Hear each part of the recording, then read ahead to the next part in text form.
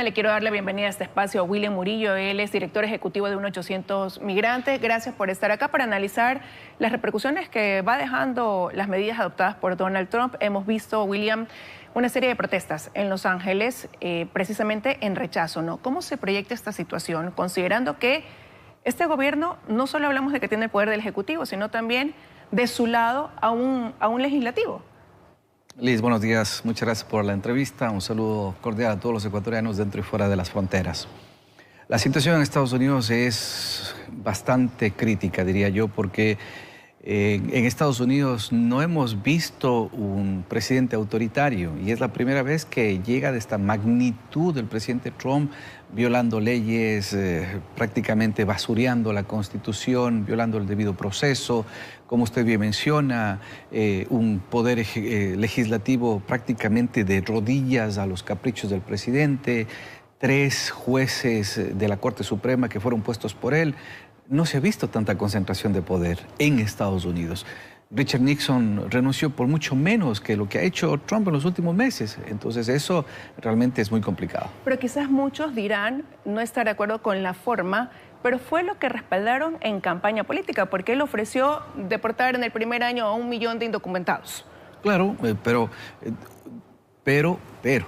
dijo que tienen que ser indocumentados criminales, que van a ser los terroristas, que van a ser lo peor de lo peor.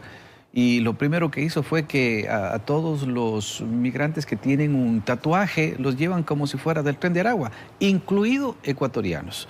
Nosotros hemos visto, por ejemplo, en estos últimos días que les han empezado a llegar fines, multas a migrantes que tenían orden de deportación. Hay una ecuatoriana de la SUAY que recibió hace algunos días una multa de 1.8 millones de dólares por no haber salido a tiempo desde Estados Unidos. Son cosas que eso no se veía. Son cosas que no se veían y que el ecuatoriano está pudiendo pelear, ¿siente usted?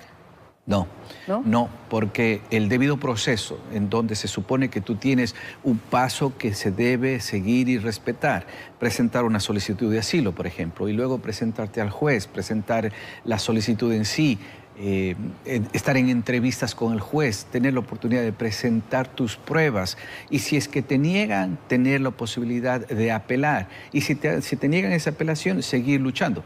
Eso se llama debido proceso. En Estados Unidos simplemente están violentando todo ese proceso, diciendo tú no calificas y no te permiten hacer más. Y eso es una violación a los derechos. Entonces, cuando tú presentas toda esta situación, todas estas circunstancias y no tienes cómo defenderte, es obvio de que se necesita ayuda externa. Pero esa ayuda externa es muy costosa.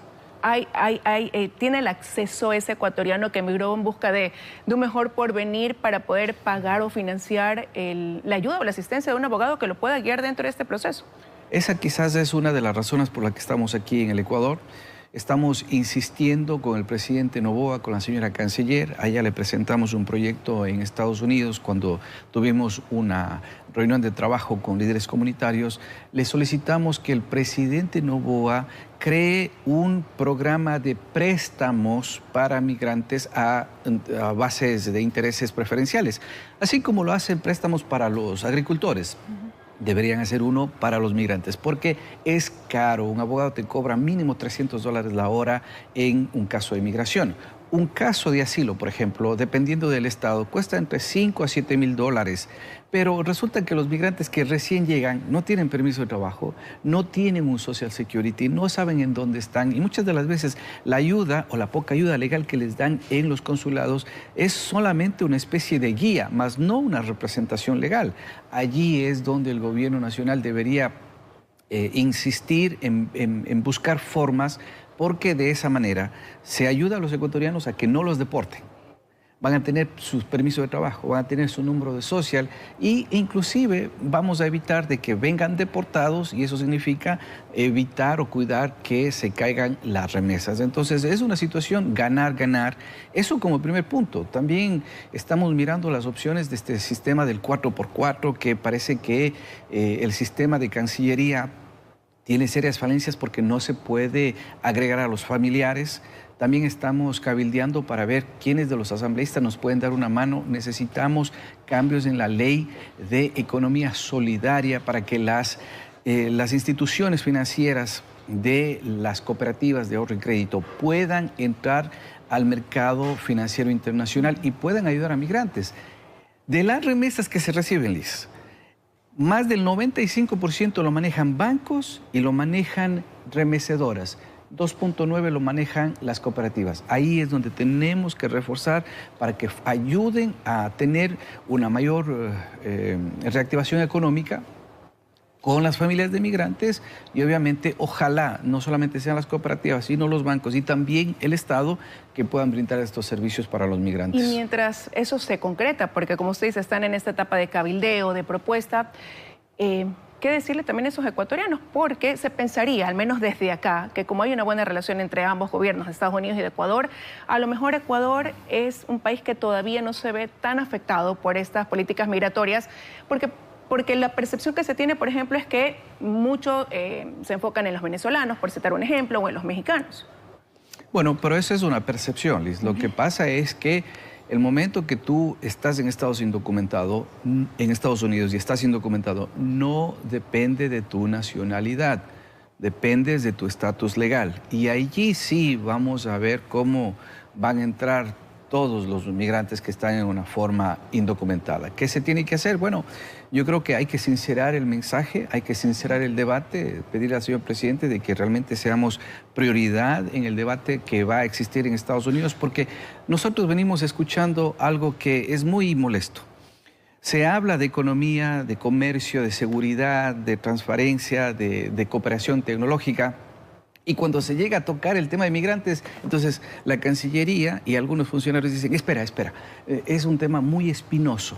Mejor dejemos esto para después. Y resulta que pasa una administración, pasa otra administración, pasa otra administración, tenemos esta administración y no quieren tocar el tema espinoso. ¿Por qué? Porque realmente sí es una situación que estamos hablando que hay ecuatorianos, niños menores que están siendo presentados ante un juez de migración sin abogados, sin representación jurídica, niños que deberían estar con sus padres o sus familiares, miles y miles de niños migrantes que no sabemos en dónde están y que ese es un trabajo pendiente de la Cancillería.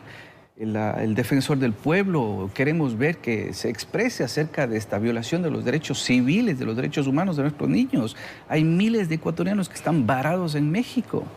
Pese a esta situación que se vive hoy en Estados Unidos y esta política tan dura migratoria, ¿sigue el ecuatoriano en la misma medida intentando llegar a Estados Unidos? En estos momentos no, Liz, porque lo que hemos visto es que al estar cerrada la frontera, muchos de los ecuatorianos han decidido esperar. Igual como pasó con la situación de las visas a México. Acuérdese que usted no necesitaba visa para ir a México y Guatemala y tuvimos una ola migratoria que superaron los 100,000 ecuatorianos.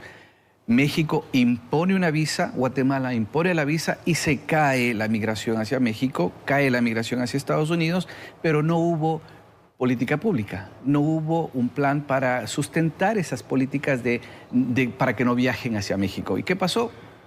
Que le dieron un año a las redes de coyoteros, a las redes de traficantes de personas y después vimos una explosión de más de 115,000 ecuatorianos detenidos, expulsados y deportados desde Estados Unidos. ¿Qué significa? Que si es que no se soluciona las políticas públicas, si es que no hay política que apoye a los ecuatorianos, si es que no tenemos buena salud, seguridad, educación, medicina, una vida digna en sí, si es que no tenemos eso, pueden poner las fronteras que quieran, pueden poner las visas que quieran, la gente va a seguir saliendo. Y ya para concluir, hoy ese ecuatoriano quizás que está repartido en Estados Unidos en busca de cumplir este objetivo de tener un mejor porvenir, se ve afectado por ciudades, unas más que otras, pero pudiera esto expandirse, eso es lo que se ve, ¿no? Pero pudiera expandirse en algún momento a todo Estados Unidos.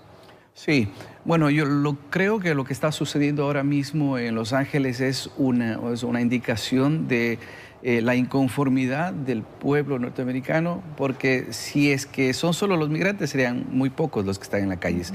Ahora es la ciudadanía común y corriente de diferentes tendencias, de diferentes ideologías, de diferentes razas, que miran las injusticias que se están cometiendo en contra de los latinos es principalmente contra ellos, por su color de piel, por su forma de hablar, por su idioma diferente o porque alzas una bandera mexicana o una ecuatoriana, una venezolana, cuando en realidad somos en Estados Unidos un crisol de culturas. Entonces, si es que nosotros no miramos esto como un problema real, en donde tenemos un presidente autoritario, y eso es lo que se enfrenta el presidente Noboa, la canciller, las autoridades ecuatorianas y del mundo prácticamente, estamos entonces desenfocados. Hay que estar muy en cuenta de que tenemos que defender derechos, que tenemos que defender principios y quizás dejar la política a un lado por ahora para defender lo correcto.